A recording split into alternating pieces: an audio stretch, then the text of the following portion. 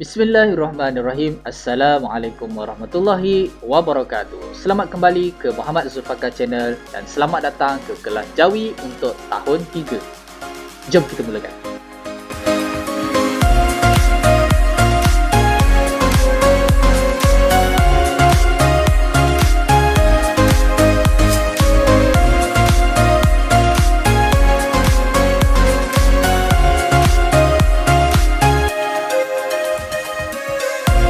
Okey, so kita mulakan kelas kita pada hari ini dengan lafaz Bismillahirrahmanirrahim. Okey. So untuk pelajaran Jawi bagi tahun 3 hari ini kita akan sentuh pada tajuk pelajaran pertama, perkataan yang diakhiri dengan huruf Qaf dan juga huruf Kaf. Di situ. Alright. So kalau anak-anak ada buku teks Jawi silibus diniyah Jaiz, boleh buka buku teks masing-masing pada muka surat 1. Okey ya. Dah ready dah anak-anak? Ready? Okey, jom kita mulakan one by one. Let's go.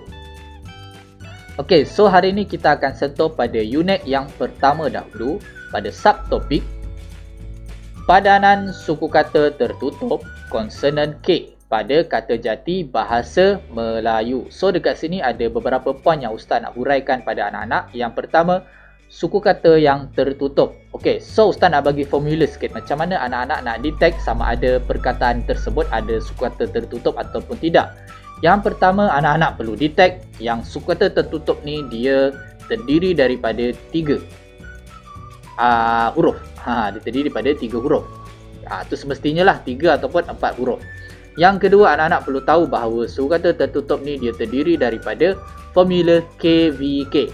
Konsonan, vokal, konsonan. Huruf vokal dia duduk dekat tengah-tengah. Dia terhimpit antara 2 huruf konsonan di situ. Boleh? Alright. Dan seterusnya konsonan K. Mesti kita akan lihat pada perkataan yang diakhiri ataupun suku kata tersebut diakhiri dengan huruf K. Alright. Dan kita akan bersentuh kepada perkataan yang merupakan kata jati daripada bahasa Melayu. Boleh? Okey, itu untuk yang pertama. Seterusnya, okey, kita perhatikan gambar berikut. Apakah ini? Ini kita panggil sebagai kata. Ka alif ka, ta qaf ta. Kata. Okey, so ustaz nak bagi peringatan sikit kepada anak-anak. Okey. So untuk kata jati bahasa Melayu ni tidak kiralah untuk perkataan apa pun, dia semestinya perlu berakhir dengan huruf qaf. Sekiranya kita eja satu perkataan bahasa Melayu yang contohnya seperti ejaan kata K-A-K, T-A-K tak. Kata. So K yang terakhir di situ, K-A-K, T-A-K. K dekat situ, mestilah kita akan menggunakan huruf Qaf kalau kita dalam tulisan Jawi. Untuk kata jati bahasa Melayu, semestinya kita tak boleh guna huruf Kaf. Itu adalah kaedah dia.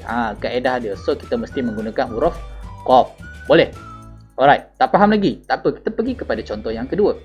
Okey, ini kita panggil sebagai pokok. Pawaw, pokaf, waw, kof, pokok. Nampak tak huruf qaf di sini? Itu semestinya mesti kena berakhir dengan huruf qaf untuk suku kata tersebut. Contohnya macam yang inilah. Di sini. Kita kalau ikut kaedahnya, kita tak boleh nak gunakan huruf kaf di akhir perkataan untuk kata jati bahasa Melayu. So kita perlu menggunakan huruf qaf. Boleh? Alright, seterusnya lagi. Okey, ini kita panggil sebagai apa ini? Biasanya mak-mak kita ada pakailah kain ni. Okey, kain ni kita panggil sebagai batik. Batik, B-A, bata, ya, qaf, tik, batik. Nampak tak? Mesti dia berakhir dengan huruf qaf. Tak ada nampak huruf kaf kan tadi kan? Mesti dia kena berakhir dengan huruf qaf untuk kata jati bahasa Melayu sahaja. Dia special untuk bahasa Melayu sahaja. Alright, lagi? Okey, ini biasa lelaki lah. Tadi yang perempuan pakai, yang ini yang biasa lelaki pula. Okey, yang ni kita panggil sebagai songkok. Sin waw song, sin waw song, sin waw ngasong, kaf waw qaf, songkok. Nampak tak? Dia mesti berakhir dengan huruf qaf dekat sini. Kenapa dia tak guna huruf kaf duduk ke akhir? Sebab kaedah dia. Kaedah dia mesti untuk kata jati bahasa Melayu mesti diakhiri dengan huruf qaf. Sekiranya kita eja dengan menggunakan konsonan K dalam bahasa Melayu. Boleh anak-anak? Alright, seterusnya. Okey, sekarang kita nak tengok pembentukan atau penggabungan suku kata pada suku kata yang tertutup yang berakhir dengan huruf K. Contoh, yang pertama, apa ni? Cuba baca sikit.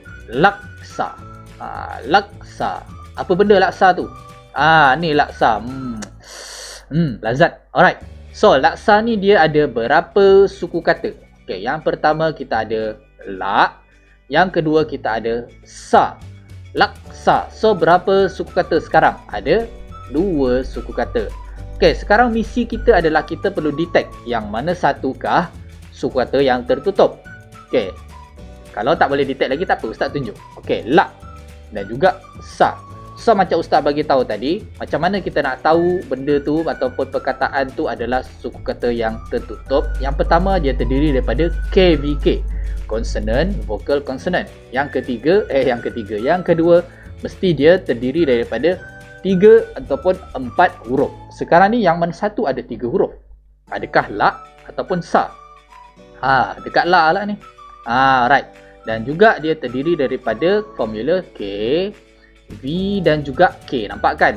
Consonant, vocal consonant. A tu huruf vokal dia duduk dekat tengah-tengah. So, dalam isu ini, nampak tak? Maka dengan segala hormatnya, lak di sini dikategorikan sebagai suku kata yang tertutup yang diakhiri dengan huruf K. Ustaz. Tadi Ustaz kata huruf qaf duduk dekat akhir perkataan. Ni ada qaf duduk kat tengah-tengah ni. Okey, mai sini Ustaz nak explain. Alright.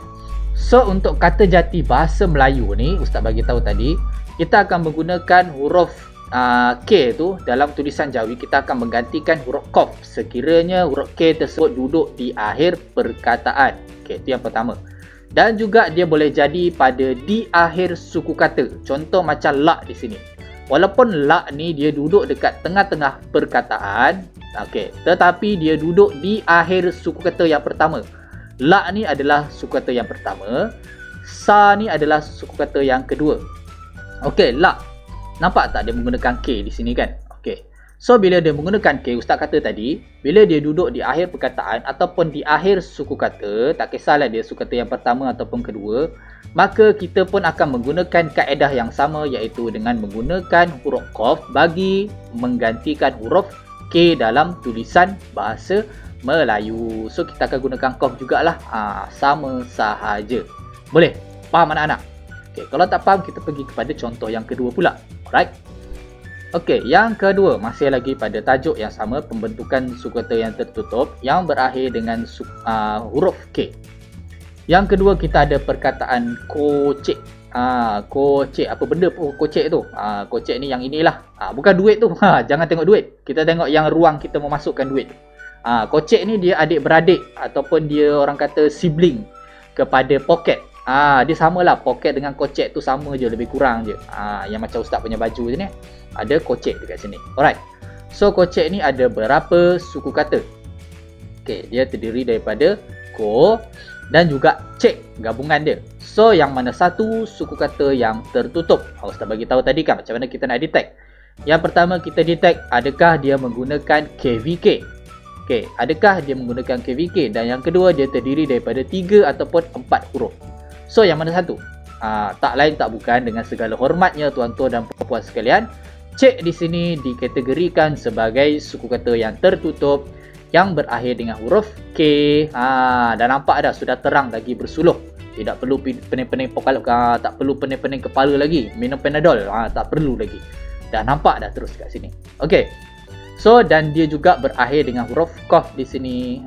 Dia berada di akhir perkataan dan juga dia berada di akhir suku kata yang kedua. Maka kita akan menggunakan huruf qaf. Alright. Seterusnya. Okey, itik. Alif ya, ita ya, qaf tik. Itik. Apa benda itik tu? In case kalau anak-anak tak tahu itik tu apa, ni itik yang berjoget-joget. Tu itik kita panggil. Okey. So, itik ni dia terdiri daripada berapa suku kata? Yang pertama kita ada i, yang kedua kita ada tik. Itik. Alright. So, sekarang ni mari kita detect, mari kita kenal pasti yang mana satu suku kata yang tertutup. Adakah i ataupun tik? Yang mana satu? So, sudah terang lagi bersuluh, tak payah pening-pening kepala, kena minum Panadol. Kita dah nampak secara jelasnya di sini bahawa suku kata yang kedua ni adalah suku kata yang tertutup yang diakhiri dengan huruf K ataupun Qaf di sini, dan dia menggunakan formula K, V dan juga K. Senang je, boleh anak-anak? Alright, nampak dah anak-anak makin pandai kat situ. Alright, insyaAllah kita teruskan lagi. Okey, lagi kita ada bukti. Bahawa Qaf buktayati. Bukti ada berapa suku kata? Berapa? Dia terdiri daripada buk dan juga ti. Bukti ada 2 suku kata sahaja. Alright. So, yang mana satu? Yang suku kata tertutup? Adakah buk ataupun ti? Maka dengan ini, dengan segala hormatnya kita anugerahkan kategori suku kata tertutup. Kita beri kepada buk di sini. Dah nampak dah. Tak payah nak pening-pening kepala lagi nak fikir kan. Dah nampak dah, buk dekat situ adalah suku kata tertutup yang diakhiri dengan huruf K ataupun huruf Qaf di sini. Boleh? Alright, seterusnya. Okey, yang ni kita pergi kepada yang susah sikit. Sikit je, tak susah sangat pun, susah sikit. Alright. Okey, di sini kita ada perkataan periksa. Kita ada perkataan periksa. So, ada berapa suku kata? Cuba kita cek. Periksa. Berapa suku kata sekarang? Ada 3 suku kata. Yang pertama kita ada per. Per dekat sini adalah i pepet tau, bukan i taling. Sebab tu pa ni dia duduk sorang-sorang. Kalau i taling dia ada kawan huruf lain pula. Gitu. So kita tak nak cerita yang tu. Harapnya anak-anak dah tahu dah beza antara i pepet juga dengan i taling. Alright. Yang kedua kita ada rik. Rik. Yang ketiga kita ada sa. So yang mana satu? Which one is suku kata yang tertutup? Mana satu? Yang pertama per, yang kedua rik, yang ketiga sa. Dengan segala hormatnya kita kategorikan rik yang kedua ni suku kata yang kedua adalah suku kata yang tertutup yang berakhir dengan huruf K ataupun huruf Qaf di situ. Senang je. Boleh je, senang je. Alright, boleh anak-anak? Alright, seterusnya. Okey, kita ada perkataan keropok. Keropok. Itu dia keropok. Saja kan buat-buat lapar waktu-waktu macam ni kan. Alright. So, keropok dia terdiri daripada berapa suku kata anak-anak?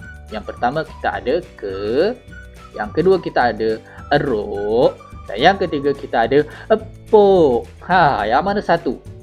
Yang mana satu pula dah. So, ada berapa suku kata? Ada 3 suku kata. Alright, sekarang kita nak detect yang mana satu suku kata yang tertutup. Ke, roh ataupun pok. Yang mana satu? Tidak lain dan tidak bukan, sudah jelas lagi bersuluh.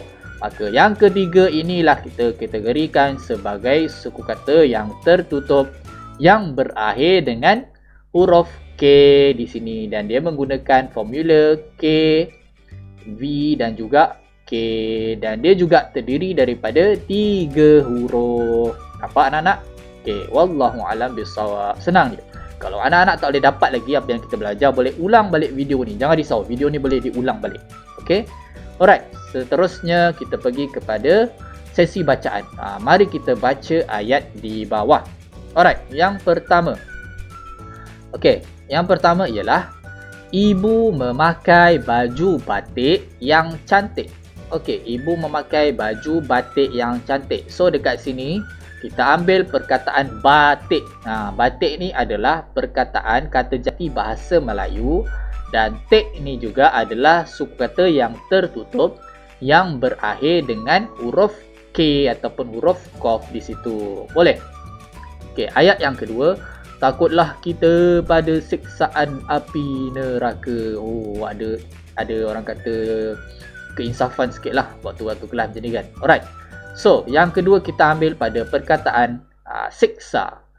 Siksa dekat sini adalah kata jati bahasa Melayu yang sik di sini, sin Yakob dipanggil sebagai suku kata yang tertutup yang berakhir dengan huruf Qaf ataupun huruf K.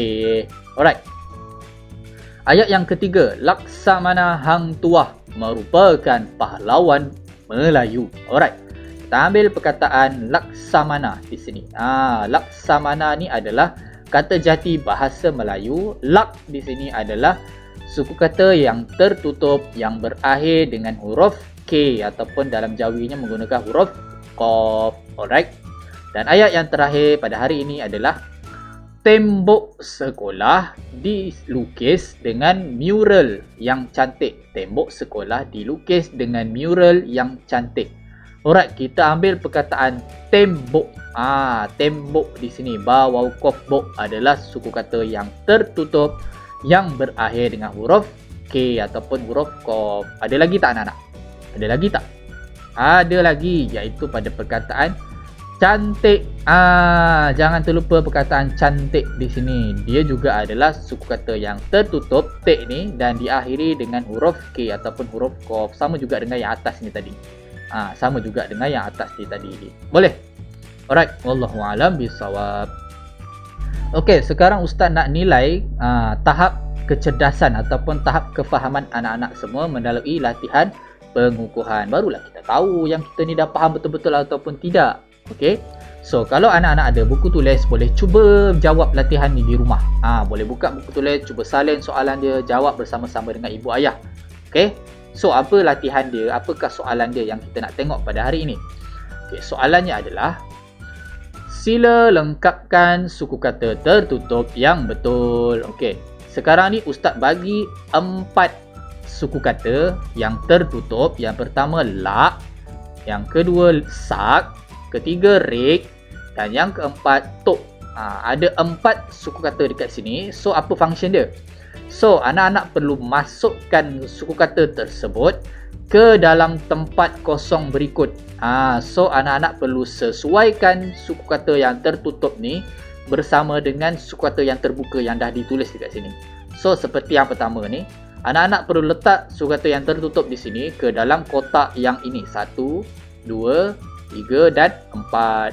Okey, kalau dah lepas kita pilih, dah lepas kita letak suku kata yang sesuai, so anak-anak perlu gabungkan 2 suku kata tersebut menjadi satu perkataan. Okey, satu perkataan tu anak-anak perlu tulis dalam kotak yang inilah. 1, 2, 3 dan juga 4. So, kalau anak-anak tak faham lagi, boleh ulang balik video ni. Okey. Alright. So, boleh. Harapnya anak-anak semua dah faham lah. Anak-anak semua cergas otaknya. Alright. So, wallahu a'lam bisawab. Cukup sekadar ini saja untuk kelas kita hari ini. Kalau anak-anak suka dengan video ini, jangan lupa untuk tekan like dekat bawah dan komen. Ustaz, saya suka video ustaz lah. Kalau anak-anak murid ustaz pun komen sekali dekat bawah. Cakap, Ustaz, saya anak murid ustaz. Kelas sekian. Komen biar ustaz tahu yang anak murid ustaz pun tengok ustaz punya video hari ini. Alright. So, kalau anak-anak nak share video ni kepada orang lain, boleh tekan button share dekat bawah. Dan kalau anak-anak suka sangat dengan video-video yang ada dalam channel Ustaz, please consider untuk subscribe. Okay? So, terima kasih kerana menonton. Dan jumpa lagi pada video yang seterusnya. Assalamualaikum warahmatullahi wabarakatuh. Ciao.